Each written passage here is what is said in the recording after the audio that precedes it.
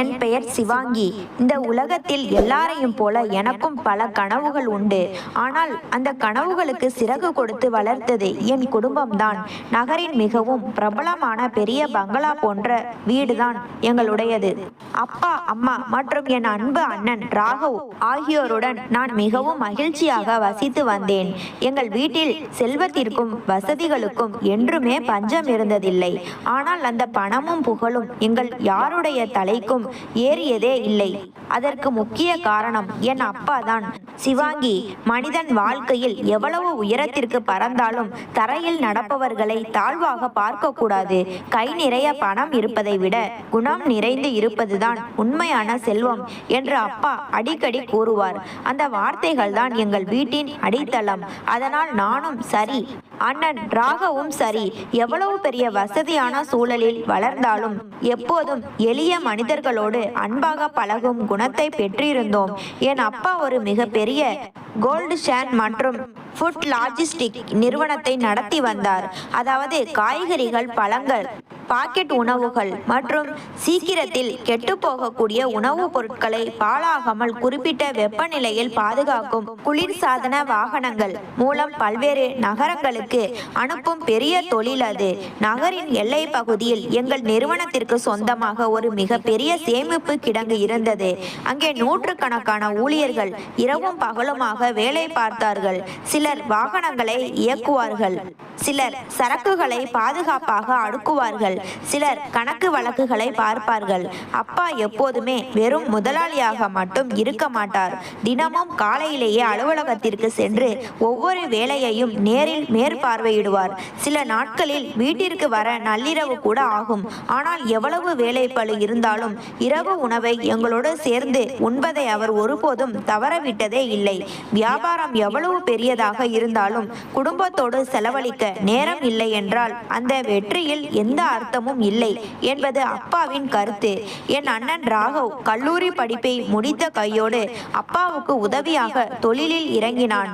ஆரம்பத்தில் தொழிலை பற்றி அவனுக்கு பெரிய புரிதல் இருக்கவில்லை. ஆனால் அப்பா அவனை மிக பொறுமையாக வழி நடத்தினார். தினமும் அவனை சேமிப்பு கிடங்கிற்கு அழைத்து சென்று ஒவ்வொரு பிரிவாக சுற்றி காட்டுவார். ஊழியர்களிடம் எப்படி வேலை வாங்க வேண்டும், பெரிய வாடிக்கையாளர்களிடம் எப்படி பேசி ஒப்பந்தங்களை பெற வேண்டும் என்பதையெல்லாம் படிப்படியாக கற்றுக் கொடுத்தார். ராகவும் மிகவும் ஆர்வமாக வேலையை கற்றுக்கொண்டான். ஓரிரு வருடங்களிலேயே அப்பாவின் முழு நம்பிக்கையையும் பெற்று தொழிலின் முக்கிய பொறுப்புகளை தன் தோளில் சுமக்க தொடங்கினான். அப்பாவுக்கு அவனை நினைத்து பெருமையாக இருக்கும். வீட்டில் அப்பாவுக்கும் அண்ணனுக்கும் இடையே ஒரு நல்ல நண்பனை போன்ற பிணைப்பு இருந்தது. எனக்கோ சிறு வயதிலிருந்தே கம்ப்யூட்டர் மற்றும் தொழில்நுட்பத்தின் மீது ஒரு தனி ஈர்ப்பு. மற்ற குழந்தைகள் பூங்காவிலும் தெருவிலும் விளையாடி கொண்டிருக்கும் போது நான் கணினியின் முன் அமர்ந்து இணையத்தில் புதிய விஷயங்களை கற்றுக்கொண்டிருப்பேன். கணினியின் திரைக்கு பின்னால் ஒரு சிறிய கோடிங் வரி எப்படி மிகப்பெரிய மாற்றத்தை உருவாக்குகிறது என்பதை பார்ப்பதே எனக்கு பேரானந்தமாக இருக்கும். வளர வளர ஒரு சிறந்த மென்பொருள் பொறியாளராக ஆக வேண்டும் என்ற லட்சியம் எனக்குள் ஆழமாக பதிந்தது. படிப்பில் நான் எப்போதும் சிறந்து விளங்கினேன். ஒரு பாடம் புரியவில்லை என்றால் அதை அப்படியே விட்டுவிட மாட்டேன். இரவெல்லாம் விழித்து குறிப்புகள் எடுத்து வீடியோக்கள் பார்த்து முழுமையாக புரிந்து கொள்ளும் வரை விடமாட்டேன். நான் இரவில் தாமதமாக உட்கார்ந்து படித்து கொண்டிருக்கும் போது அண்ணன் ராகவ் என் அறைக்குள் நுழைவான். ஏய் சிவாங்கி, கொஞ்ச நேரம் புத்தகத்தை மூடிவிட்டு ஓய்வெடுடி. இப்படியே படித்து கொண்டிருந்தால் ஒரு நாள் தலையில் புத்தகத்தை சுமந்து கொண்டுதான் ஆபீஸுக்கு வருவாய் போலிருக்கிறது என்று செல்லமாக கிண்டல் செய்வான். நான் சிரித்து கொண்டே, அண்ணே, இந்த ஒரு சாப்டரை முடித்துவிட்டு தூங்குகிறேன், நீ போ என்பேன். எங்கள் செல்ல சண்டையை பார்த்து அம்மா புன்னகைப்பார். அப்பா தன் மகளின் உழைப்பை பார்த்து பெருமிதப்படுவார். சிவாங்கி, நீ காணும் கனவை அடைய உழைத்து கொண்டே இரு. உனக்கு தேவையான அனைத்து வசதிகளையும் நான் செய்து தருகிறேன். ஒரு நாள் நீ சொந்த காலில் நிற்கும் போது இந்த அப்பா உன்னை கண்டு பெருமைப்பட வேண்டும் என்று அப்பா கூறும் வார்த்தைகள் தான் எனக்கு மிக பெரிய பலம். என் லட்சிய படிப்பை முடித்து என் சொந்த சம்பளத்தில் குடும்பத்தில் அப்பாவுக்கு ஒரு விலை மதிப்பற்ற பரிசை வாங்கி தர வேண்டும் என்பதுதான் என் வாழ்க்கையின் ஒரே நோக்கமாக இருந்தது. ஒவ்வொரு நாளும் காலை கல்லூரி, மாலை படிப்பு, இரவு கணினி பயிற்சிகள் என என் வாழ்க்கை மிகவும் அழகாகவும் நிம்மதியாகவும் போய்க் கொண்டிருந்தது. ஆனால் அந்த சந்தோஷமான நாட்களுக்கு பின்னால் என் குடும்பத்தின் நிம்மதியையே புரட்டி போடக்கூடிய ஒரு பெரிய புயல் உருவாக தொடங்கி இருப்பதை நான் அப்போது சிறிதும் உணரவில்லை. என் கல்லூரி படிப்பில் நான் எப்போதும் முதலிடம் பிடிப்பேன். சந்தேகங்கள் வந்தால் இணையத்தில் தேடி குறிப்புகள் எடுத்து தெளிவடையும் வரை விடமாட்டேன். கல்லூரியில் பேராசிரியர்கள் நடத்தும் பாடங்களை அப்படியே கவனித்து வீட்டிற்கு வந்ததும் எனக்கென தனியாக ஒரு டைம் டேபிள் போட்டு படிப்பேன். கம்ப்யூட்டர் சயின்ஸ் பாடங்களில் வரும் கடுமையான புதிர்களையும் வினாக்களையும் தீர்ப்பதில் எனக்கு ஒரு தனி மகிழ்ச்சி உண்டு. வகுப்பில் உடன் படிக்கும் தோழிகளுக்கு ஏதேனும் சந்தேகம் என்றாலும் என்னிடம்தான் ஓடி வருவார்கள். அவர்களுக்கு சொல்லிக் கொடுப்பதன் மூலம் என் அறிவும் மேலும் மெருகேறியது. சிவாங்கி, நீ காணும் கனவை அடைய உழைத்து கொண்டே இரு, நிச்சயம் வெற்றி பெறுவாய் என்று அப்பா கொடுக்கும் தைரியம்தான் என் மிக பெரிய பலம். பெண் குழந்தைகள் படிக்க செலவழிக்கும் எந்த ஒரு ரூபாயும் வீண் போகாது என்று அப்பா எப்போதும் சொல்வார். அதனால் எனக்கு தேவையான கம்ப்யூட்டர் புத்தகங்கள், ஆன்லைன் பயிற்சிகள் என அனைத்தையும் கேட்டு வாங்குவதற்கு முன்பே எனக்கு வாங்கி கொடுத்து விடுவார். என் முதல் சம்பளத்தில் அப்பாவுக்கு ஒரு நல்ல பரிசு வாங்கி தர வேண்டும். உன் மகள் தன் சொந்த காலில் நின்று விட்டாள் அப்பா என்று அவரிடம் பெருமையோடு சொல்ல வேண்டும் என்பதுதான் என் வாழ்க்கையின் பேராசையாக இருந்தது. வாழ்க்கை மிகவும் அழகாக எந்த கவலையும் இல்லாமல் போய்க் கொண்டிருந்தது. ஆனால் ஓடும் நதியில் திடீரென விழும் சிறு கல்லை போல கடந்த சில நாட்களாக அப்பாவின் நடத்தை ஏனோ மாற தொடங்கி இருந்தது. எப்போதும் குடும்பத்தாரிடம் கலகலப்பாக பேசும் அப்பா சமீப காலமாக மிகவும் அமைதியானார். அலுவலகத்திலிருந்து வந்த பிறகும் எதையோ யோசித்தபடியே இருப்பார்.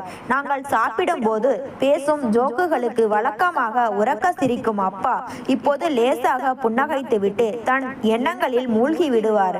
அதைவிட விசித்திரமாக அவருடைய தொலைபேசி ஒலித்தால் உடனே அதை எடுத்துக்கொண்டு வீட்டின் பால்கனிக்கும் அல்லது அறைக்கு வெளியே சென்று ரகசியமாக பேசுவார்.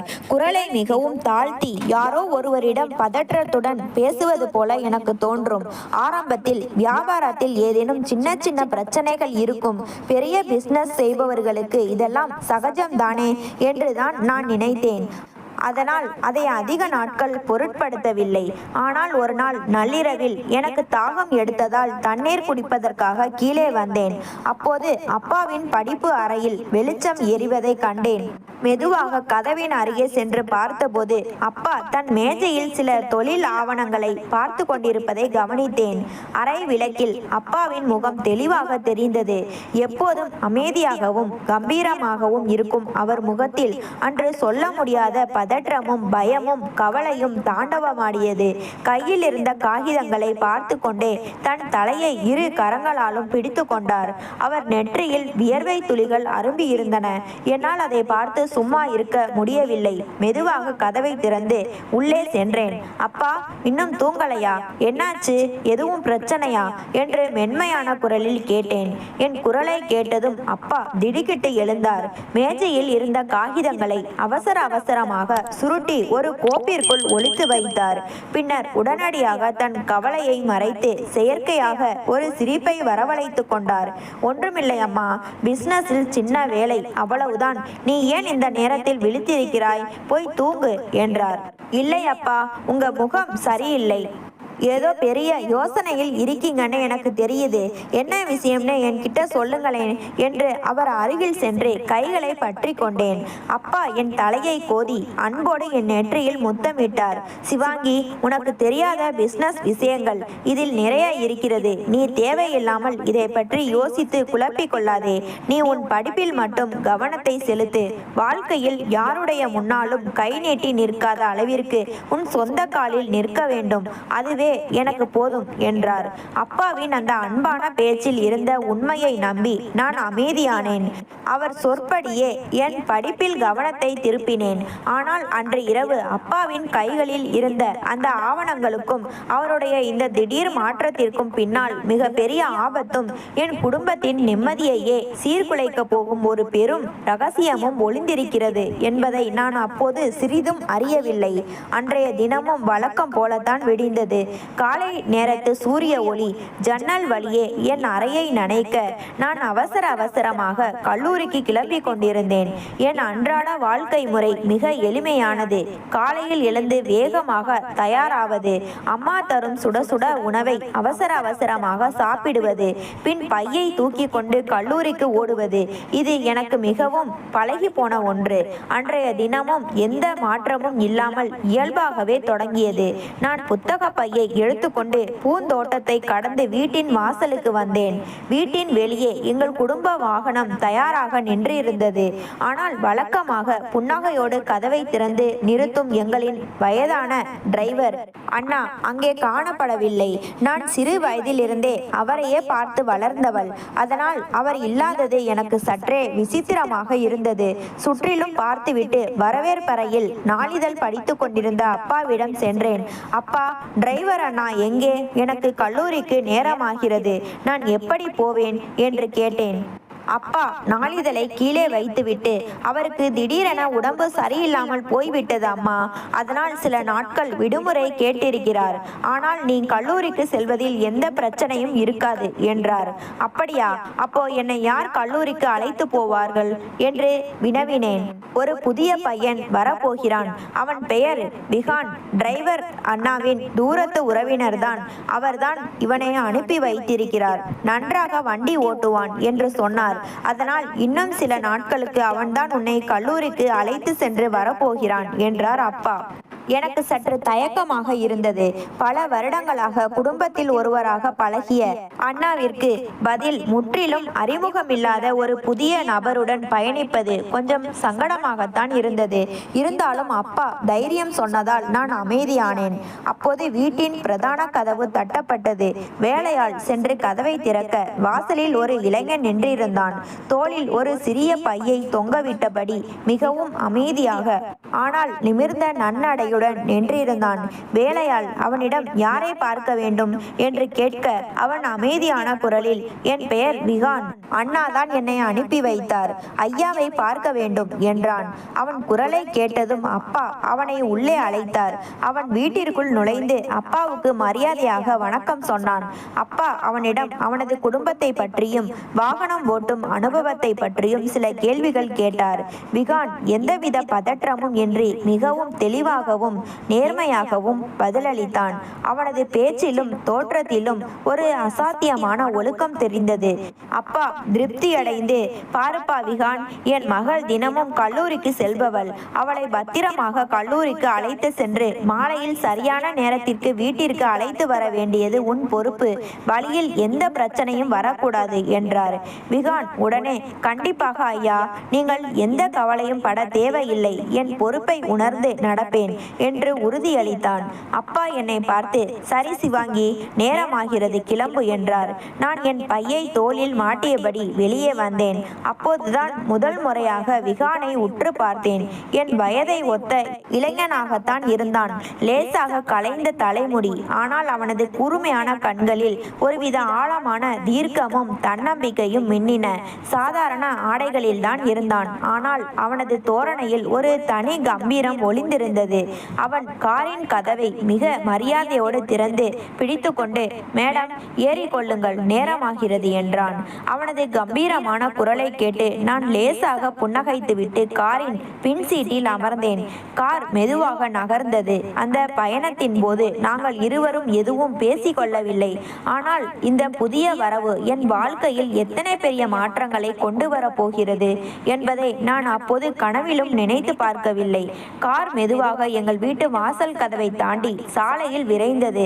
காரில் பயணம் செய்யும் போது நாங்கள் இருவரும் அதிகமாக பேசிக்கொள்ளவில்லை. நான் அமைதியாக ஜன்னல் வழியாக வெளியே தெருக்களையும் மனிதர்களையும் வேடிக்கை பார்த்தபடியே வந்தேன். கண்ணாடியின் வழியாக விகானை பார்த்தபோது அவன் மிக கவனமாக மிதமான வேகத்தில் வண்டியை ஓட்டிக் கொண்டிருந்தான். சாலையில் எவ்வளவு நெரிசல் இருந்தாலும் அவனிடம் எந்த பதற்றமும் வெளிப்படவில்லை. கல்லூரி வாசலை அடைந்ததும் கார் நின்றது. அவன் இறங்கி வந்து மரியாதையோடு கதவை திறந்து, மேடம், மாலையில் சரியான நேரத்திற்கு உங்களை அழைத்து செல்ல வந்து விடுகிறேன் என்றான். நான் லேசாக தலையசைத்துவிட்டு உள்ளே சென்றேன். அன்று மாலை கல்லூரி முடிந்து நான் வெளியே வந்தபோது சொன்னது போலவே சரியான நேரத்திற்கு முன்பாகவே காரை எடுத்துக்கொண்டு வாசலில் காத்திருந்தான். நாட்கள் மிக வேகமாக நகரத் தொடங்கின. தினமும் காலையில் என்னை அழைத்து செல்வதும் மாலையில் கல்லூரி முடிந்து வீட்டிற்கு அழைத்து வருவதுமாக விகான் என் அன்றாட வாழ்க்கையின் ஒரு தவிர்க்க முடியாத அங்கமாகவே மாறினான். தொடக்கத்தில் எங்கள் இருவருக்குள்ளும் இருந்த அமைதி மெதுவாக கரையத் தொடங்கியது. பயணத்தின் போது சின்ன சின்ன பேச்சுக்கள் உருவாயின. அப்படி பேசும்போதுதான் அவனை பற்றி சிறுக சிறுக தெரிந்து கொண்டேன். அவனது தந்தை கடுமையான உடல்நல குறைவால் பாதிக்கப்பட்டு வீட்டின் ஒரு மூலையில் முடங்கி கிடப்பதாகவும், குடும்பத்தின் முழு பொறுப்பும் மருத்துவ செலவுகளும் அவன் தோளில்தான் இருக்கிறது என்பதையும் பகிர்ந்து கொண்டான். அவனது அமைதியான தோற்றத்திற்கு பின்னால் ஒரு பொறுப்பான குடும்ப தலைவன் இருப்பதை உணர்ந்தபோது என் மனதில் அவன் மீது ஒரு அசாத்திய மரியாதையும் அன்பும் அரும்பத் தொடங்கியது. ஆனால் அதே நேரத்தில் ஒரு விஷயம் எனக்கு பெரும் புதிராகவும் சங்கடமாகவும் இருந்தது. என் அண்ணன் ராகவ் விகானை நடத்தும் விதம் எனக்கு சுத்தமாக பிடிக்கவில்லை.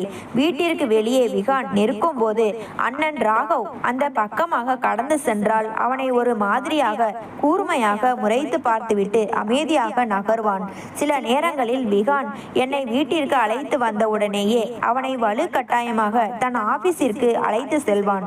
ஒரு நாள் மாலையில் கல்லூரி முடிந்து வீட்டிற்கு வரும் வழியில் என்னால் கட்டுப்படுத்த முடியாமல் விகானிடம் கேட்டேன், விகான், அண்ணன் ஏன் உன்னை அடிக்கடி தன் ஆபீஸிற்கு அழைக்கிறார்? அவன் கண்ணாடியில் என்னை ஒரு முறை பார்த்துவிட்டு, தெரியவில்லை மேடம், ஏதோ சின்ன சின்ன வேலைகள் இருக்கும் போலிருக்கிறது என்றான் மெல்லிய புன்னகையுடன். ஆனால் உன்னுடைய வேலை என்னை தானே கல்லூரிக்கு அழைத்து செல்வதும் திரும்ப கொண்டு வந்து விடுவதும் மட்டும்தானே? அப்புறம் ஏன் உன்னை ஆபீஸ் வேலைகளுக்கு அலைக்கழிக்கிறார் என்று சற்று வருத்தத்தோடு கேட்டேன். அப்படி இல்லை மேடம், சின்ன முதலாளி எந்த வேலை சொன்னாலும் தட்டாமல் செய்வதுதானே நம் கடமை. இதில் எனக்கு எந்த கஷ்டமும் இல்லை என்று மிக இயல்பாக பதிலளித்தான். அவன் எவ்வளவுதான் அதை இயல்பாக எடுத்துக்கொண்டாலும் அண்ணன் ராகவின் இந்த செயலும் விகானை அவன் பார்க்கும் அந்த புதிரான பார்வையும் எனக்குள் ஏதோ ஒரு அறியாத சந்தேக விதையை விதைத்து கொண்டே இருந்தது. நாட்கள் வாரங்களாக மாற எங்கள் இருவருக்கும் இடையேயான அந்த பயணங்கள் வெறும் காரில் அமர்ந்து செல்வதாக மட்டும் இருக்கவில்லை. விகானும் நானும் மிகவும் இயல்பாக பேச தொடங்கினோம். என் கல்லூரியில் அன்றாடம் நடக்கும் சுவாரஸ்யமான சம்பவங்கள், என் லட்சியங்கள் மற்றும் மென்பொருள் பொறியாளராக ஆக வேண்டும் என்ற என் எதிர்கால கனவுகள் பற்றி அவனிடம் விருப்பத்தோடு பகிர்ந்து கொள்வேன். அவன் ஒருபோதும் என் பேச்சை இடைமறிக்காமல் மிக கவனமாகவும் அக்கறையுடனும் கேட்பான். நீ நிச்சயமாக ஒரு பெரிய சாப்ட்வேர் இன்ஜினியராக வருவாய் மேடம் என்று அவன் ஒரு நாள் மனதார வாழ்த்தினான். நான் சிரித்து கொண்டே, உனக்கு எப்படி என் மீது அவ்வளவு நம்பிக்கை வந்தது விகான் என்று கேட்டேன். அதற்கு அவன், தன் கனவுக்காக தினமும் உழைப்பவன் ஒருபோதும் தோற்பதில்லை. உங்கள் உழைப்பையும் ஆர்வத்தையும் தினமும் பார்க்கும் எனக்கு அது தெளிவாக தெரிகிறது என்றான். அவன் கூறிய அந்த வார்த்தைகள் என் மனதை மிக ஆழமாக தொட்டன. அவன் வெறும் வாகனத்தை இயக்கும் ஒரு டிரைவர் மட்டுமல்ல, வாழ்க்கையை பற்றியும் மனிதர்களை பற்றியும் மிக ஆழமான சிந்தனை கொண்ட ஒரு உயர்ந்த மனிதன் என்பதை நான் மெல்ல புரிந்து கொண்டேன். அதே நேரத்தில் வீட்டில் அண்ணன் ராகவின் அத்துமீறல்கள் நாளுக்கு நாள் அதிகரித்து கொண்டே சென்றன. விகான் என்னை மாலையில் வீட்டிற்கு அழைத்து வந்த கையோடு அண்ணன் அவனை தன் ஆபீஸிற்கு அழைத்து சென்று விடுவான். சில நாட்களில் நள்ளிரவு தாண்டியும் அவனை அலுவலகத்திலேயே வைத்து வேலை வாங்குவான். சரக்கு கிடங்கில் வாகனங்களை பராமரிக்கும் வேலைகளுக்கும் சரக்குகளை ஏற்றி இறக்கும் இடங்களுக்கும் கூட அவனை அனுப்பி வைப்பான். ஒரு நாள் இரவு வெகு நேரம் கழித்து ஆபீஸில் இருந்து திரும்பிய விகானை கண்டேன். அவனது முகம் சொல்ல முடியாத சோர்விலும் கவலையிலும் தோய்ந்திருந்தது. கண்கள் சிவந்து முகம் வாடி போய் நின்றிருந்தான். என்னால் அதை பார்த்து சும்மா இருக்க முடியவில்லை. மெதுவாக அவன் அருகே சென்று, என்ன ஆச்சு விகான்? அண்ணன் உன்னை ரொம்ப அலைக்கழிக்கிறாரா? உன்னுடைய வேலை என்னை அழைத்து செல்வது மட்டும்தான். நான் இப்பவே அப்பாவிடம் பேசி இதையெல்லாம் இதையெல்லாம் நிறுத்த சொல்லவா என்று மிகுந்த பதற்றத்துடனும் கோபத்துடனும் கேட்டேன். அவன் என்னை நிமிர்ந்து பார்த்து தன் சோர்வை மறைக்க முயன்றபடி மெல்ல புன்னகைத்தான். வேண்டாம் மேடம், தயவு செய்து ஐயாவிடம் எதுவும் பேசாதீர்கள். எனக்கு எந்த பிரச்சனையும் இல்லை. நான் இங்கு புதிதாக வேலைக்கு சேர்ந்தவன் என்பதால் எல்லாரது நம்பிக்கையையும் பெற உழைக்க வேண்டும், அவ்வளவுதான் என்று அமைதியாக கூறினான். தன் மீது சுமத்தப்படும் கடினமான வேலைகளையும் அண்ணனின் அதிகாரத்தையும் பொருட்படுத்தாமல் தன் கஷ்டத்தை வெளியே காட்டிக்கொள்ளாமல் அவன் நடந்து கொண்ட விதம் என் நெஞ்சை நெகிழ வைத்தது. அவனது அந்த பொறுமையும் முதிர்ச்சியும் கம்பீரமும் என் மனதில் அவன் மீது இருந்த மரியாதையை மெல்ல மெல்ல ஆழமான காதலாக மாற்றத் தொடங்கியது. காதல் மனதிற்குள் நுழைந்து விட்டால் அதை உலகத்திற்கோ அல்லது நம் சொந்த மனதிற்கோ ஒளித்து வைப்பது சாத்தியமில்லாத ஒன்று. தினமும் காலையில் காரின் கதவை திறந்து விகான் என்னை வரவேற்கும் அந்த நொடி எனக்குள் வார்த்தைகளால் விவரிக்க முடியாத ஒரு புதிய உற்சாகத்தை தந்தது.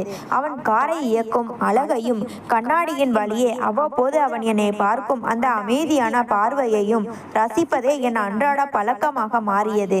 ஏதேனும் ஒரு நாள் அவன் தாமதமாக வந்தாலோ அல்லது அலுவலக வேலை காரணமாக வராமல் போனாலோ என் மனது தவித்து போகும். ஆம், நான் விகானை காதலிக்கிறேன் என்ற உணர்வு எனக்குள் மிக ஆழமாக உறுதியானது. இந்த தூய்மையான உணர்வை மேலும் மனதிற்குள் பூட்டி வைக்க நான் விரும்பவில்லை. அவனிடம் என் இதயத்தின் சம்மதத்தை வெளிப்படுத்த துடித்தேன். ஒரு நாள் மாலையில் வழக்கம் போல கல்லூரியிலிருந்து வீட்டிற்கு திரும்பி வந்து கொண்டிருந்தோம். காரில் ஏறியது முதல் நான் எந்த பேச்சும் பேசாமல் மனதிற்குள் வார்த்தைகளை சேகரித்தபடி தீவிர யோசனையில் ஆழ்ந்திருந்தேன். நான் வழக்கத்திற்கு மாறாக அமைதியாக இருப்பதை முன் சீட்டின் கண்ணாடியின் வழியே கவனித்த விகான் வண்டியை ஓட்டியபடியே மெல்லிய குரலில் கேட்டான். மேடம், என்னாச்சு? இன்று ரொம்ப அமைதியாக இருக்கிறீர்கள். கல்லூரியில் ஏதேனும் பிரச்சனையா? நான் என் மனதில் இருந்த பயத்தையும் தயக்கத்தையும் தூக்கி எறிந்துவிட்டு தைரியத்தை வரவழைத்து கொண்டேன். விகான், வண்டியை ஓரமாக நிறுத்து, உன்னிடம் ஒரு முக்கியமான விஷயம் பேச வேண்டும் என்றேன். அவன் சற்று வியப்புடன் காரை சாலையின் ஓரமாக நிறுத்திவிட்டு என் பக்கம் திரும்பினான். நான் அவனை நேருக்கு நேர் பார்த்து தீர்க்கமான குரலில் சொன்னேன். விகான், எனக்கு உன்னை ரொம்ப பிடிச்சிருக்கு. நான் உன்னை உண்மையா நேசிக்கிறேன். என்னை கல்யாணம் பண்ணிக்கிறியா? திடீரென நான் கேட்ட இந்த எதிர்பாராத கேள்வியால் அதிர்ச்சியடைந்த விகான் சில நொடிகள் பேச்சற்று போனான். அவனது கண்கள் அகல விரிந்தன. மேடம், என்ன பேச்சு இது? உங்களுக்கு என்ன ஆச்சு என்று பதறியபடி காரின் ஸ்டியரிங்கை இறுக்கமாக பற்றி கொண்டான். நீங்கள் கோடீஸ்வர வீட்டு பெண், அடுக்கடுக்கான வசதிகளோடு வாழ்பவர். நான் உங்கள் வீட்டில் மாதம் சில ஆயிரங்களுக்கு வேலை செய்யும் ஒரு சாதாரண டிரைவர். உங்க அப்பா இதை கேட்டால் என்ன நினைப்பார்? தயவு செய்து இப்படி பேசி விளையாடாதீர்கள் மேடம் என்று பதற்றத்துடன் கூறினான். நான் காரின் பின் சீட்டிலிருந்து சற்றே முன்னோக்கி நகர்ந்து தயங்காமல் அவனது கரங்களை பற்றி கொண்டேன். அப்பாவை பற்றியும் பணத்தை பற்றியும் அப்புறம் பேசலாம் விகான். முதலில் எனக்கு உண்மை சொல்லு. உனக்கு என்னை பிடிக்குமா பிடிக்காதா என்று அவனது கண்களை ஊடுருவி பார்த்து கேட்டேன். அவன் என் கரங்களின் ஸ்பரிசத்தையும் என் கண்களில் இருந்த உண்மையையும் பார்த்து சற்று நேரம் மௌனமானான். அவனது மூச்சு காற்று சீரற்று இயங்கியது. பின்னர் மெதுவாக தன் பார்வையை தாழ்த்தி, உங்களை பிடிக்காமல் இல்லை மேடம். உங்களின் குணத்தையும் அன்பையும் மதிக்கும் எந்த ஒரு மனிதனுக்கும் உங்களை பிடிக்கும். ஆனால் நாம் இருவருக்கும் இடையே உள்ள தகுதியும் அந்தஸ்து இடைவெளியும் மிக பெரியது. அதை மீறி நாம் சிந்திக்க முடியாது என்றான் தாழ்ந்த குரலில். மனங்கள் ஒன்றுபட்டுவிட்டால் இந்த தகுதிகளும் பணமும் ஒரு பொருட்டே இல்லை விகான். நீயும் என்னை விரும்புகிறாய் என்பது எனக்கு தெளிவாக தெரிகிறது. உன் மனதில் எனக்கு இடம் இருக்கிறது என்றால் தைரியமாக சொல். மற்ற அனைத்தையும் என் வீட்டினரை சம்மதிக்க வைப்பதையும் நான் பார்த்து கொள்கிறேன் என்றேன் உறுதியான குரலில். அவன் என் கண்களை ஆழமாக பார்த்தான். அவனது முகத்தில் இருந்த தயக்கங்கள் மெல்ல மறைந்து ஒருவித ஆழமான பிணைப்பும் நேசமும் வெளிப்பட்டது. அவன் என் கைகளை மென்மையாக அழுத்தி, நீ உண்மையிலேயே என் மீது இவ்வளவு ஆழமான அன்பு வைத்திருக்கிறாய் என்றால் இந்த உலகமே எதிர்த்து நின்றாலும் என் வாழ்நாளில் உன்னை ஒருபோதும் தனியாக விட்டு விலக மாட்டேன் மேடம். இது என் வாக்கு என்று புன்னகையுடன் உறுதியளித்தான். அவனது அந்த வார்த்தைகள் என் இதயத்தில் 1000 மலர்களை ஒரே நேரத்தில் காட்டில் பூக்க செய்தன. என் காதலுக்கு சம்மதம் கிடைத்துவிட்ட அந்த மகிழ்ச்சியான தருணத்தில் இனி வரப்போகும் புயல்களை பற்றிய எந்த பயமும் இன்றி நான் புன்னகைத்தேன். அப்பாவிற்கு என் மீது அளவு கடந்த அன்பும் பாசமும் உண்டு. நான் ஆசைப்படும் எதையும் அவர் மறுத்ததே இல்லை. என் மகிழ்ச்சிக்கு அவர் ஒருபோதும் குறுக்கே நிற்க மாட்டார் என்ற அசைக்க முடியாத நம்பிக்கை என் மனதில் ஆழமாக பதிந்திருந்தது. அதனால் இந்த விஷயத்தை மறைக்காமல் அவரிடமே நேரடியாக பேசி சம்மதம் வாங்கிவிடலாம் என்று முடிவெடுத்தேன். விகானின் அன்பும் அவன் தந்த தைரியமும் என் முடிவை மேலும் உறுதியாக்கியது. ஒரு நாள் இரவு வழக்கம் போல அனைவரும் இரவு உணவை முடித்துவிட்டு வரவேற்பறையில் அமர்ந்திருந்தனர். அப்பா நாளிதழை பார்த்து கொண்டிருக்க அம்மா பக்கத்தில் அமர்ந்து ஏதோ பேசிக் கொண்டிருந்தார். நான் என் அறையிலிருந்து மெதுவாக கீழே இறங்கி வந்து அப்பாவின் அருகில் சென்று நின்றேன். என் இதய துடிப்பு வழக்கத்தை விட சற்று வேகமாக அடித்தது. அப்பா, அம்மா, உங்களிடம் ஒரு முக்கியமான விஷயம் பேச வேண்டும் என்றேன் தாழ்ந்த குரலில். அப்பா நாளிதழை கீழே வைத்துவிட்டு என் முகத்தை பார்த்து அன்போடு புன்னகைத்தார். சொல்லம்மா சிவாங்கி, என்ன விஷயம்? படிப்பு விஷயமா? எதுவாக இருந்தாலும் தயங்காமல் சொல் என்றார். நான் ஆழ்ந்த மூச்சொன்றை எடுத்துக்கொண்டு என் மனதில் உள்ளதை வெளிப்படுத்தினேன். அப்பா, நான் ஒருவரை மனதார விரும்புகிறேன். அவரை தான் என் வாழ்நாள் முழுமைக்கும் துணைவனாக ஏற்றுக்கொள்ள ஆசைப்படுகிறேன் என்றேன். என் வார்த்தைகளை கேட்டதும் அப்பாவின் முகத்தில் மெல்லிய புன்னகையும் பெருமிதமும் அரும்பியது. என் மகள் வளர்ந்து விட்டாள் என்ற மகிழ்ச்சி அவர் கண்களில் தெரிந்தது. மிகவும் நல்ல விஷயம் அம்மா. யாரம்மா அவன்? எந்த பெரிய வீட்டு பையன்? நம் பிசினஸ் வட்டாரத்தில் உள்ளவரா? அவனை கூட்டி வா, நாங்கள் பேசி பார்க்கிறோம் என்றார் ஆவலுடன். நான் லேசாக தயங்கி என் குரலை உயர்த்தாமல் மெதுவாக சொன்னேன். அப்பா, அவன் வேறு யாரும் இல்லை, நம் வீட்டில் வேலை செய்யும் டிரைவர் விகான். அடுத்த நொடி அந்த விசாலமான வரவேற்பறையில் சுடுகாட்டு அமைதி நிலவியது. அப்பாவின் முகத்தில் நொடிக்கு முன் இருந்த அந்த அன்பும் புன்னகையும் இருந்த இடம் தெரியாமல் மறைந்து போனது. அவருக்குள் கடுமையான கோபமும் அதிர்ச்சியும் கொப்பளித்தன. கையில் இருந்த நாளிதழை மேஜை மீது ஓங்கி அடித்தார். என்ன உளறுகிறாய் சிவாங்கி? உனக்கு அறிவு கெட்டுவிட்டதா என்று இடி போன்ற குரலில் கத்தினார். கோடீஸ்வர வீட்டு பெண்ணான நீ தெருவில் போகும் ஒரு சாதாரண டிரைவரை காதலிக்கிறாயா? ஊரறிய உலகறிய இத்தனை பெரிய தொழில் சாம்ராஜ்யத்தை நடத்தி வரும் என் மகள் நம் வீட்டில் மாதம் சில ஆயிரங்களுக்கு வேலை செய்யும் ஒரு கூலியையா கல்யாணம் செய்ய போகிறாய்? உன் மூளை வேலை செய்கிறதா இல்லையா என்று ஆத்திரத்தில் ஊளையிட்டார். அப்பாவின் இந்த திடீர் கோபத்தை கண்டு நான் நடுங்கி போனேன். என் கண்களில் இருந்து கண்ணீர் தானாக வழிந்தோடியது. அப்பா, தயவு செய்து என் பேச்சை கொஞ்சம் கேளுங்கள். பணம் மட்டுமே வாழ்க்கை இல்லை அப்பா. விகான் மிகவும் நல்லவன், நேர்மையானவன், பொறுப்பானவன் என்று அழுகையுடன் அவருக்கு விளக்க முயன்றேன். அப்பாவின் சத்தம் கேட்டு தன் அறையிலிருந்து வெளியே வந்த அண்ணன் ராகவ் அங்கே நடக்கும் விஷயத்தை கேட்டதும் ஆத்திரத்தின் உச்சிக்கே சென்றான். அவனது கண்கள் சிவந்தன. சிவாங்கி, என்ன வார்த்தையடி பேசுகிறாய்? பரம்பரை கௌரவமும் குடும்ப மானமும் உனக்கு ஒரு பொருட்டாகவே தெரியவில்லையா? என் தங்கை ஒரு டிரைவரை காதலிக்கிறாள் என்று வெளியில் தெரிந்தால் தலை காட்ட முடியுமா என்று கத்தியபடி என் அருகில் வந்து என் கன்னத்தில் ஓங்கி அடித்தான். அடி வாங்கிய அதிர்ச்சியில் நான் சுவரோரம் சாய்ந்தேன். கன்னம் சுரீரென வலித்தது. சிறு வயதிலிருந்தே என்னை ஒரு பூவை போல தாங்கி வளர்த்த என் குடும்பத்தில் இன்று இப்படி ஒரு புயல் வீசும் என்று நான் சிறிதும் எதிர்பார்க்கவில்லை. சிறு வயதில் இருந்த என்னை கை குழந்தையைப் போல தாங்கி ஒரு பூவை போல செல்லமாக வளர்த்த என் சொந்த அண்ணன் இன்று வெறும் அந்தஸ்துக்காக என் மீது கை வைத்ததை என்னால் தாங்கிக் கொள்ளவே முடியவில்லை. கன்னத்தில் வலித்ததை விட என் நெஞ்சில் விழுந்த அடி என்னை நிலைகுலைய செய்தது. என் கண்களில் இருந்து கண்ணீர் தாரை தாரையாக வழிந்தோடியது. கன்னத்தை பிடித்தபடியே நிமிர்ந்து நின்று அண்ணனின் கண்களை நேருக்கு நேர் பார்த்தேன். ராகவ், நீ என்னை அடித்து விட்டாய். இன்னும் கூட அடிக்கலாம். ஆனால் என் மனதில் இருக்கும் நேர்மையான உணர்வையோ என் முடிவையோ உன்னால் மாற்ற முடியாது. நான் விகானைத்தான் உண்மையா நேசிக்கிறேன். அவனோடு தான் என் வாழ்க்கை என்று அழுகையையும் மீறி உறுதியான குரலில் கூறினேன். என் வார்த்தைகள் எரியும் நெருப்பில் எண்ணெயை ஊற்றியது போல போல ஆயின. அப்பா கோபத்தின் உச்சகட்டத்திற்கு சென்றார். நரம்புகள் புடைக்க, முகம் சிவக்க என் முன்னால் வந்து நின்றார். அவன் மீது அவ்வளவு பித்தம் பிடித்து அலைகிறாய் என்றால் இப்பொழுதே இந்த வீட்டை விட்டு வெளியேறு. இனி நீ என் மகளே இல்லை, நான் உனக்கு அப்பாவும் இல்லை.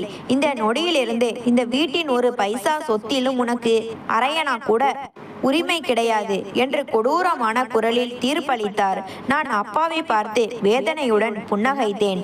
அப்பா, நான் உங்களிடம் உங்கள் சொத்தையோ பணத்தையோ கேட்கவே இல்லை. உங்கள் அன்பையும் ஆசீர்வாதத்தையும் மட்டும்தான் கேட்கிறேன். அதுவே எனக்கு கிடைக்காத போது இந்த கோடி கோடியான பணத்தையும் சொத்தையும் வைத்துக்கொண்டு நான் என்ன செய்ய போகிறேன்? எனக்கு இது எதுவும் வேண்டாம் அப்பா என்றேன். இதுவரை அமைதியாக அழுது கொண்டிருந்த அம்மா ஓடி வந்து என்னை கட்டிப்பிடித்து கொண்டார். வேண்டாம்ங்க, அவள் சின்ன பொண்ணு, தெரியாமல் பேசுகிறாள். அவளை வீட்டை விட்டு துரத்தாதீர்கள் என்று அப்பாவின் கால்களில் விழுந்து கதறினார். ஆனால் கௌரவ குருடாய் நின்ற அப்பாவின் கோபத்திற்கு முன்னாலும் அண்ணனின் ஆத்திரத்திற்கு முன்னாலும் அம்மாவின் கண்ணீரும் மன்றாட்டமும் பயனற்று போயின. நான் மெதுவாக அம்மாவை விலக்கி என் அறைக்கு சென்றேன். அங்கே இருந்த ஆடம்பர பொருட்கள் எதையும் நான் தொடவில்லை.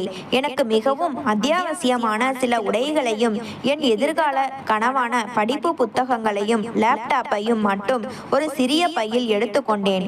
கீழே இறங்கி வந்து கடைசியாக அம்மாவை கட்டிப்பிடித்து அழுது அவருடைய ஆசியை பெற்றேன். அப்பா என்னை திரும்பி பார்க்கவே இல்லை. அண்ணன் ராகவ் கோபத்துடன் சுவரை பார்த்தபடி நின்றிருந்தான். நான் அந்த பெரிய பங்களா போன்ற வீட்டின் வாசற்படியை தாண்டி வெளியேறினேன். வீட்டின் வெளியே ஒரு விளக்கின் வெளிச்சத்தில் விகான் காத்து கொண்டிருந்தான். என் கையில் இருந்த பையையும் என் கலங்கிய கண்களையும் கன்னத்தில் இருந்த தழும்பையும் கண்டவன் அதிர்ச்சி அடைந்தான். ஆனால் அவன் என்னிடம் எந்த கேள்வியும் கேட்கவில்லை. என் சூழ்நிலையை அமைதியாக புரிந்து கொண்டான். மெதுவாக வந்து என் கையில் இருந்த பையை தன் கையில் வாங்கி கொண்டு வா சிவாங்கி போலாம் என்று அழைத்தான்.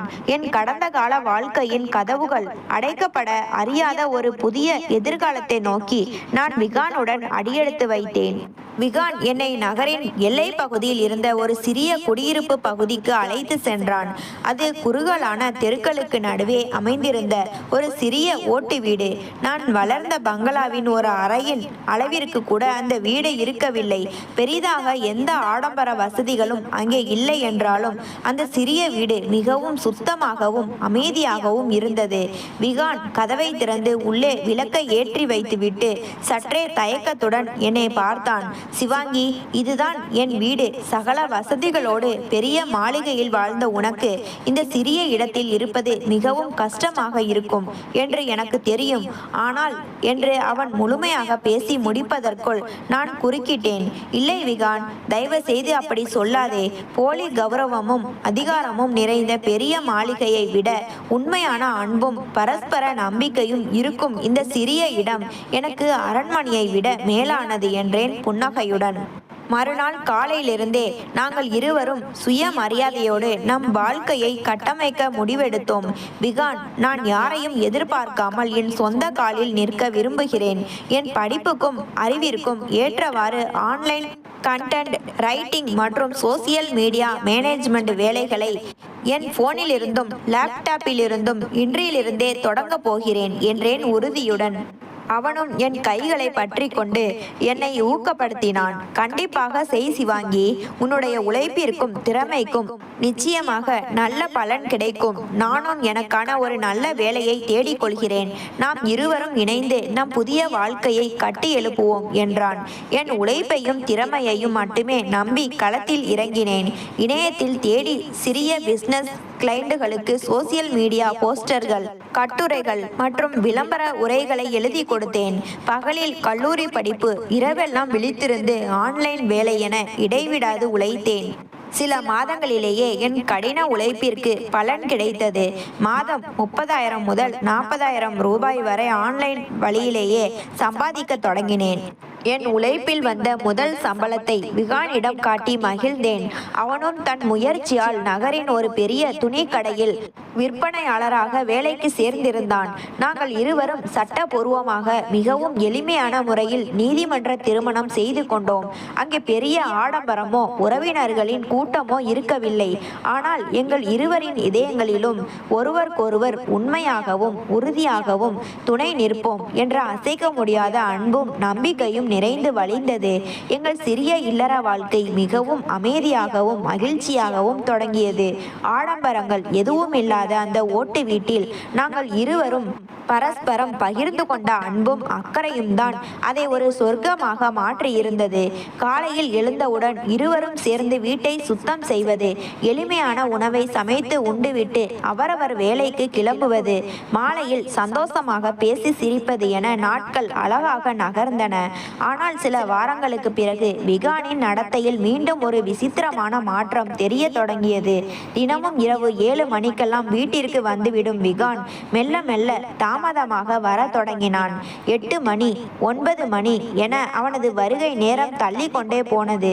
ஆரம்பத்தில் நான் விசாரித்த போது துணிக்கடையில் பண்டிகை காலம் என்பதால் கூட்டம் அதிகமாக இருக்கிறது சிவாங்கி.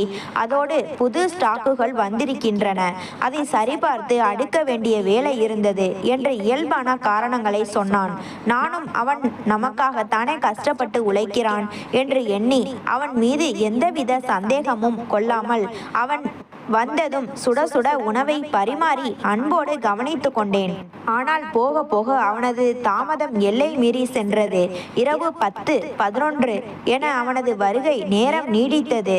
அது மட்டுமின்றி மாலையில் நான் அவனது போனிற்கு அழைத்தால் பல நேரங்களில் சுவிட்ச் ஆஃப் என்றே வரும். நகரின் அந்த சிறிய வீட்டில் நள்ளிரவு வரை தனியாக காத்திருப்பது எனக்குள் ஒருவித அறியாத பயத்தையும் கவலையையும் ஏற்படுத்தியது. ஒரு நாள் நள்ளிரவு 12 மணிக்கு மேல் விகான் வீட்டிற்கு வந்தான். அவனது முகம் தீவிரமான யோசனையிலும் அசாத்திய சோர்விலும் மூழ்கி இருந்தது. நான் வாசலிலேயே காத்து நின்று அவன் உள்ளே வந்ததும் கதவை சாத்திவிட்டு பதற்றத்துடன் கேட்டேன், விகான், தினமும் ஏன் இவ்வளவு தாமதம்? துணிக்கடையில் நள்ளிரவு வரையா வேலை இருக்கும்? உனக்கு போன் செய்தாலும் சுவிட்ச் ஆஃப் என்றுதான் வருகிறது. அந்த சிறிய வீட்டில் தனியாக உனக்காக காத்திருந்து எனக்கு ரொம்ப பயமாக இருக்கிறது விகான். என் குரலில் இருந்த பயத்தையும் வருத்தத்தையும் கண்ட விகான் தன் சோர்வை மறைத்து கொண்டு என் கைகளை பற்றி மென்மையாக அழுத்தி கொண்டான். மன்னித்துவிடு சிவாங்கி, உன்னை பயமுறுத்த வேண்டும் என்பது என் எண்ணமில்லை. புது வேலை என்பதால் முதலாளியின் முழு நம்பிக்கையை பெற வேண்டியிருக்கிறது. சில கூடுதல் வேலைகளை நானே ஏற்று செய்வதால் போனை பயன்படுத்த முடிவதில்லை. இன்னும் சில நாட்களில் எல்லாம் சரியாகிவிடும். தயவு செய்து என்னை தவறாக நினைக்காதே என்று மிகவும் பணிவாகவும் அன்பாகவும் கூறினான். அவனது கண்களில் இருந்த நேர்மையும் என் மீதான அக்கறையும் எனக்குள் எந்த சந்தேகத்தையும் எஞ்ச வைக்கவில்லை. அவன் பேச்சில் இருந்த உண்மையை முழுமையாக நம்பி நான் அமைதியானேன். சரி விகான், உடம்பை பார்த்துக்கொள். நாம் இருவரும் சேர்ந்து உழைத்து ஒரு பெரிய நிலைக்கு வர வேண்டும். ஒரு நாள் கோபத்தில் இருக்கும் அப்பாவையும் அம்மாவையும் மனப்பூர்வமாக நம்ம வீட்டிற்கு அழைத்து வந்து உபசரிக்க வேண்டும் என்று என் கனவை அவனிடம் பகிர்ந்து கொண்டேன். அவன் மெல்லிய புன்னகையுடன் தலையசைத்தான். அவனது அந்த மர்மமான தாமதங்களுக்கு பின்னால் என்ன நடக்கிறது என்பதை அறியாமல் நான் என் படிப்பிலும் ஆன்லைன் வேலையிலும் மீண்டும் கவனத்தை செலுத்த தொடங்கினேன். அன்று காலையில் விகான் வழக்கத்திற்கு மாறாக தீவிரமான யோசனையில் இருப்பது போல தெரிந்தது.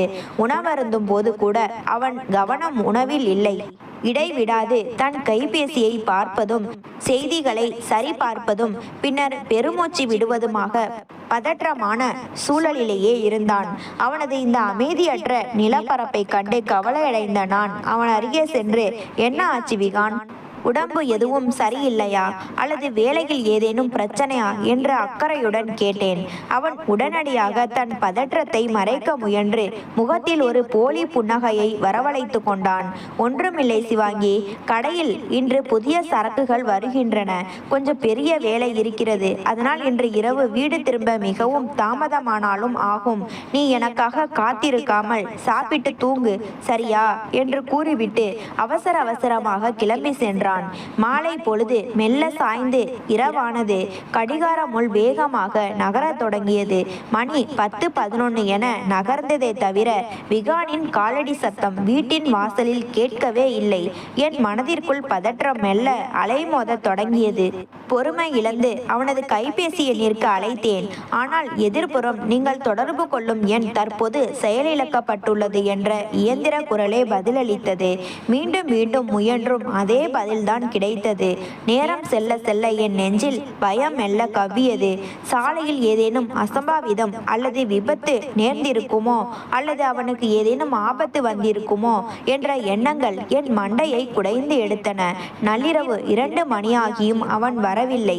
அந்த சிறிய வீட்டில் தனிமையில் நின்றிருந்த எனக்கு வீட்டின் ஒவ்வொரு மூலையிலும் பயம் பூதாகரமாக தெரிந்தது. இரவு முழுவதும் வீட்டின் கதவையும் கையில் இருந்த கைபேசியையும் பார்த்தபடியே கண்ணீர் வடித்து கொண்டிருந்தேன். தூக்கம் என் கண்களை தீண்டவே இல்லை. விடியற்காலை சூரியன் மெதுவாக வானில் உதயமானது. ஆனால் என் மனதில் சூழ்ந்திருந்த இருள் மட்டும் விலகவே இல்லை. காலை 7 மணி இருக்கும். இரவு முழுவதும் அழுததில் என் கண்கள் வீங்கி போயிருந்தன. கதவையே பார்த்து கொண்டிருந்த எனக்கு திடீரென வீட்டின் அழைப்பு மணி ஒலிக்கும் சத்தம் கேட்டது. விகான் வந்துவிட்டான் என்ற பேரானந்தத்துடனும் நிம்மதியோடும் ஓடி சென்று கதவை வேக வேகமாக திறந்தேன். விகான், எங்கே போனாய் என்று கேட்க நினைத்த என் வார்த்தைகள் தொண்டையிலேயே அடைத்து கொண்டன. வாசலில் நின்ற உருவத்தை பார்த்ததும் என் கால்களுக்கு கீழே பூமி நழுவுவது போல் இருந்தது. அங்கே விகான் தான் நின்றிருந்தான். ஆனால் அவன் வழக்கமாக அணியும் சாதாரண ஆடைகளிலோ அல்லது துணிக்கடை சீருடையிலோ இல்லை. தோள்களில் நட்சத்திரங்கள் மின்ன கம்பீரமான IPS காவல்துறை அதிகாரி சீருடையில் நின்றிருந்தான். அவனது தோரணையும் பார்வையும் முற்றிலும் வேறொரு மனிதனைப் போல மாறியிருந்தது. விகான், இது என்ன கோலம்? IPS டிரெஸ்ஸில் இருக்கிறாய். என்ன விளையாடுகிறாய் விகான் என்று என் குரல் நடுக்கத்துடன் வெளிப்பட்டது. எனக்குள் ஏதோ தவறாக நடப்பது போன்ற உணர்வு உறைந்தது. விகான் அமைதியாக வீட்டிற்குள் நுழைந்து கதவை தாளிட்டான். அவனது முகத்தில் எப்போதும் இருக்கும் அந்த மென்மை மறைந்து ஒருவித தீவிரமான அமைதியும் பாரமும் குடிகொண்டிருந்தது. சிவாங்கி, என்னை மன்னித்துவிடு. உன்னிடம் இத்தனை நாட்களாக மறைத்து வைத்த ஒரு மிகப்பெரிய உண்மையை இன்று சொல்லியாக வேண்டும் என்றான் தாழ்ந்த ஆனால் கம்பீரமான குரலில். என்ன உண்மை விகான்? தயவு செய்து எதையும் மறைக்காமல் சொல். எனக்கு ரொம்ப பயமாக இருக்கிறது என்று அழுகையின் விளிம்பில் நின்றபடி கேட்டேன். அவன் என் கண்களை நேருக்கு நேர் பார்த்து, நீ நினைப்பது போல எந்த ஏழை பையனும் இல்லை, டிரைவரும் இல்லை. என் பெயர் IPS அதிகாரி விகான் வர்மா என்றான். அவனது அந்த ஒற்றை வார்த்தை என் ஒட்டுமொத்த உலகத்தையும் ஒரு நொடியில் குலுக்கி போட்டது. விகானின் நோகடிக்கும் அந்த ஒற்றை வார்த்தையை கேட்டு நான் அதிர்ச்சியில் உறைந்து போனேன். என் உதடுகள் நடுங்கின. பேச வார்த்தைகளின்றி அவனை வெறித்து பார்த்தேன். என் மனதிற்குள் 1000 கேள்விகள் ஒரே நேரத்தில் புயலாக சுழன்றடித்தன. அவன் என் அதிர்ச்சியை கண்டு ஒரு கணம் தயங்கி பின் தொடர்ந்தான். சிவாங்கி, உனது அப்பாவின் லாஜிஸ்டிக்ஸ் நிறுவனத்தின் பின்னணியில் மிகப்பெரிய சட்டவிரோத கடத்தல் தொழில்கள் நடப்பதாக காவல்துறைக்கு தொடர்ச்சியாக ரகசிய தகவல்கள் கிடைத்தன. நாட்டின் பல்வேறு பகுதிகளுக்கு உணவுப் பொருட்களை அனுப்பும் குளிர்சாதன வாகனங்களை பயன்படுத்தி மிக பெரிய அளவில் கடத்தல் நடப்பதாக தெரிய வந்தது. அந்த தொழிலில் உனது அப்பாவிற்கு எந்த பங்கும் இல்லை. ஆனால் உனது அண்ணன் ராகவ் தான் இதன் பின்னணியில் இருக்கும் முக்கிய குற்றவாளி. என்னது, அண்ணனா? ராகவா என்று என் மூச்சு அடைப்பது போல கேட்டேன். ஆம் சிவாங்கி, உனது அப்பா மிகவும் நேர்மையான தொழிலதிபர். அவருக்கு இந்த நெட்வொர்க் பற்றி எதுவுமே தெரியாது. ஆனால் அப்பாவின் நம்பிக்கையை பயன்படுத்தி அவருக்கு தெரியாமலேயே ராகவ் அந்த சேமிப்பு கிடங்கை பயன்படுத்தி போதைப் பொருட்கள் மற்றும் சட்டவிரோத சரக்குகளை பல்வேறு இடங்களுக்கும் கடத்தி வந்தான். அப்பா சமீப காலமாக பதற்றமாக இருந்ததற்கு கூட இந்த சந்தேகங்கள் தான் காரணம். ஆனால் ராகவ் மீதான குற்றத்தை நிரூபிக்க எங்களுக்கு வலுவான ஆதாரங்கள் தேவைப்பட்டன. அதற்காகத்தான் டிரைவர் அண்ணாவின் உதவியோடு நான் டிரைவராக உருமாறி உனது வீட்டிற்குள் நுழைந்தேன். நான் என் கண்களிலிருந்து வலியும் கண்ணீரை துடைக்க கூட மறந்து அவனையே பார்த்தேன். அப்படியானால் என் மீது நீ காட்டிய அன்பு, கரிசனம், நம்ம காதல், என்னை நேசித்ததெல்லாம் வெறும் ஆபரேஷனுக்காக ஆடிய நாடகமா விகான் என்று உடைந்த குரலில் விம்மலுடன் கேட்டேன். இல்லை சிவாங்கி, தயவு செய்து அப்படி நினைக்காதே என்று பதறியபடி என் கைகளை பற்றி கொண்டான் விகான். ஆரம்பத்தில் உன்னை அணுகியது என் கடமையின் ஒரு பகுதியாகத்தான் இருந்தது, அது உண்மைதான். ஆனால் நாட்களாக உன்னுடைய தூய்மையான குணமும் எந்த சூழ்நிலையிலும் உழைத்து வாழ நினைக்கும் உன் கனவுகளும் என்னை முழுமையாக மாற்றிவிட்டன. உன்னை நான் என் உயிரினும் மேலாக உண்மையாகவே காதலிக்க தொடங்கிவிட்டேன். ஆனால் ஒரு அதிகாரியாக ராகவை கைது செய்ய சரியான ஆதாரங்கள் கிடைக்கும் வரை என் உண்மையான அடையாளத்தை உன்னிடம் மறைக்க வேண்டிய நிர்பந்தம் எனக்கு இருந்தது. அப்போ நேற்று இரவு ராகவ் சர்வதேச கடத்தல் கும்பலுடன் நேரில் மிகப்பெரிய டீல் பேசும்போது என் போலீஸ் குழுவோடு சென்று அவரை சுற்றி வளைத்து கையும் களவுமாக கைது செய்தோம். அந்த ஆபரேஷன் மிகவும் ரகசியமானது என்பதால் மட்டுமே என் கைபேசியை அணைத்து வைக்க வேண்டியதாயிற்று என்று விகான் தன் தரப்பு நியாயத்தை கூறி என் பதிலுக்காக காத்திருந்தான். அண்ணன் ராகவ் பண ஆசைக்காக செய்த அநியாயத்தையும் அதை அறியாமல் அப்பா இத்தனை நாட்களாக சுமந்த வேதனையையும் நினைத்து என் நெஞ்சம் வெடித்துவிடும் போல் இருந்தது. தங்கை என்றும் பாராமல் என் மீது ராகவ் கை உயர்த்தியதும், விகானை அவன் அதிகாரம் செய்து வேலை வாங்கியதும் வெறும் தற்காப்பிற்காக தான் என்ற உண்மை இப்போது எனக்கு தெளிவாக புரிந்தது. விகான் என் கைகளை மென்மையாக பற்றி, சிவாங்கி, உன் அப்பாவிற்கு இந்த சட்டவிரோத செயல்களில் எந்த பங்கும் இல்லை என்பதை நான் ஆதாரபூர்வமாக மேல் அதிகாரிகளிடம் நிரூபித்து விட்டேன். அவர் முற்றிலும் நேர்மையானவர். அவரை இந்த வழக்கிலிருந்து முழுமையாக விடுவித்து விட்டோம். இப்போது உன்னை பார்ப்பதற்காக உன் பெற்றோர் வீட்டில் காத்து கொண்டிருக்கிறார்கள். வா போகலாம் என்று அன்போடு அழைத்தான். நாங்கள் இருவரும் என் பழைய வீட்டிற்கு சென்றோம். எப்போதும் கம்பீரமாக இருக்கும் அந்த மாளிகை இன்று அமைதியில் மூழ்கி இருந்தது. வரவேற்பறையில் அப்பா தலையில் கை வைத்தபடி உடைந்த உள்ளத்தோடு அமர்ந்திருந்தார். அம்மாவின் கண்கள் அழுது அழுது சிவந்து வீங்கி இருந்தன. நாங்கள் உள்ளே நுழைந்த சத்தம் கேட்டு இருவரும் நிமிர்ந்து பார்த்தார்கள். என்னை பார்த்த அடுத்த நொடி அம்மா கதறியபடி ஓடி வந்து என்னை இறுக்கமாக கட்டி பிடித்து கொண்டார். என்னை மன்னித்து விடு சிவாங்கி, பெற்ற வயிறு துடித்தும் அன்று உன்னை தடுத்து நிறுத்த முடியாமல் போய்விட்டதேடி அம்மா என்று விம்மி விம்மி அழுதார். அப்பாவும் மெதுவாக எழுந்து என் அருகில் வந்தார். கம்பீரமாக இருந்த அந்த மனிதரின் கண்கள் இன்று கண்ணீரில் நனைந்திருந்தன. நடுக்கத்தோடு என் தலை மீது கை வைத்து அழுது கொண்டே கூறினார், மகளே, என் சொந்த மகனே என் முதுகில் குத்தி என் பரம்பரை மானத்தை இப்படி சூறையாடுவான் என்று நான் கனவிலும் நினைக்கவில்லை அம்மா. போலி கௌரவத்தை பார்த்து அன்று கண்மூடித்தனமாக உன்னை வீட்டை விட்டு துரத்தியதற்கு இந்த பாவி அப்பாவை மன்னித்து விடு. இந்த விகான் தம்பி மட்டும் உண்மையை கண்டுபிடித்து என்னை காப்பாற்றவில்லை என்றால் நான் செய்யாத குற்றத்திற்காக ஆயுள் முழுக்க சிறைக்குள் கம்பி எண்ணி இருப்பேன் அம்மா என்று உடைந்து போய் பேசினார். அப்பாவின் அந்த வேதனையை கண்டு என்னால் கட்டுப்படுத்த முடியாமல் போனது. ஓடி சென்று அப்பாவை கட்டி பிடித்து கொண்டு இத்தனை நாட்களாக என் மனதிற்குள் பூட்டி வைத்திருந்த மொத்த வேதனையையும் அழுகையாக வெளிப்படுத்தினேன். தவறு செய்தவன் சொந்த அண்ணனாகவே இருந்தாலும் சட்டத்திற்கு முன்பாக அனைவரும் சமம் தானே. நான் செய்த துரோகத்திற்கும் குற்றங்களுக்கும் உரிய தண்டனையை பெறுவதற்காக ராகவ் சிறைசாலைக்கு சென்றான். குடும்பத்தின் மானமும் அப்பாவின் நேர்மையும் காப்பாற்றப்பட்ட நிம்மதியோடு என் பெற்றோர் என் கரங்களை பிடித்து கண்ணீர் சிந்திய அந்த தருணம் என் வாழ்நாளில் மறக்க முடியாத ஒன்றாக மாறியது. நாட்கள் உருண்டோடின. என் குடும்பத்தை சூழ்ந்திருந்த அந்த பெரிய புயல் மெல்ல மெல்ல ஓய்ந்து என் வாழ்க்கையில் அமைதியும் நிம்மதியும் திரும்பியது. உண்மைகள் அனைத்தும் வெளிச்சத்திற்கு வந்த பிறகு அப்பாவும் அம்மாவும் விகானை பெரும் ஒரு அதிகாரியாக மட்டுமல்லாமல் தங்கள் சொந்த மகனைப் போல மனதார தங்கள் மருமகனாக ஏற்றுக்கொண்டார். ஒரு நேர்மையான IPS அதிகாரியாக விகான் காட்டும் கம்பீரத்தையும் அதே சமயம் என் மீது அவன் வைத்திருக்கும் உண்மையான ஆழமான அன்பையும் கண்டு அப்பா அளவில்லா பெருமிதம் அடைந்தார். அன்று நான் தவறுதலாக பார்த்த பார்த்த அந்த தகுதிகளை விட என் மகளின் வாழ்க்கைக்கான உண்மையான தகுதி உன்னிடம் மட்டுமே இருக்கிறது தம்பி என்று அப்பா விகானின் கரங்களை பற்றி நெகிழ்ந்து கூறினார். நானும் என் லட்சிய பாதையில் சற்றும் பின்வாங்கவில்லை. பல போராட்டங்களுக்கும் கடின உழைப்பிற்கும் இடையே என் கல்லூரி படிப்பை மிக சிறந்த மதிப்பெண்களோடு வெற்றிகரமாக முடித்தேன். வளாக நேர்முக தேர்வில் தேர்வாகி ஒரு புகழ்பெற்ற சர்வதேச மென்பொருள் நிறுவனத்தில் சாப்ட்வேர் என்ஜினியராக பணியில் சேர்ந்தேன். மாதங்கள் கடந்து என் சொந்த உழைப்பில் வந்த முதல் மாத சம்பள பணத்தை அப்படியே கொண்டு போய் அப்பாவின் பாதங்களில் வைத்து ஆசி பெற்றேன். அப்பா, உங்க மகள் தன் சொந்த காலில் நின்று விட்டேன் என்று கூறியபோது அப்பாவின் கண்களிலிருந்து ஆனந்த கண்ணீர் வழியேறியது. அதை என் கரங்களால் துடைத்த அந்த நொடியில் என் வாழ்நாள் கனவு முழுமையாக நனவேறியதை உணர்ந்து என் மனம் நிறைந்தது. அளவற்ற பணம், பெரிய அரண்மனை போன்ற மாளிகை, போலி அந்தஸ்து மட்டுமே மனித வாழ்க்கையை முழுமையாக்கி விடாது. மனிதர்களிடம் இருக்கும் உண்மையான அன்பும் பரஸ்பர நம்பிக்கையும் அசைக்க முடியாத நேர்மையும் தான் ஒரு குடும்பத்தை காப்பாற்றும் உயர்ந்த செல்வங்கள் என்பதை என் வாழ்க்கை எனக்கு ஆழமாக கற்றுக் கொடுத்தது.